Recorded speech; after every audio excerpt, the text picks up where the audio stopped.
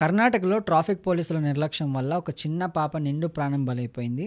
So, ఆయన్ని suspend చేయడం గూడా జరిగింది. అంటే ఏ సెక్షన్స్ కింద ఆయన్ని సస్పెండ్ చేశారు? ఇంకా లీగల్‌గా ఎలాంటి చర్యలు తీసుకుంటారు? బేసికల్లీ ఆ పాపని అంటే బండి మీద కూర్చోబెట్టుకొని వెళ్తుంటే వీళ్ళు ర్యాష్‌గా ఆపడం వల్ల ఆ పాప పడిపోగానే ఆ పాప మీద నుంచి ట్రక్ అసలు అది నాకు మాట్లాడడానికి కూడా యెస్. మంచిగా అనిపియట్లేదు. సో, ఇక్కడ ట్రాఫిక్ పోలీస్ నెగ్లిజెన్స్ వల్ల ఆ పాప చనిపోయింది. సో, హ్మ్. సెక్షన్ 304 ఏ ఆఫ్ ఐపీసీ ప్రకారం అతన్ని అంటే అతని మీద కేస్ అయింది.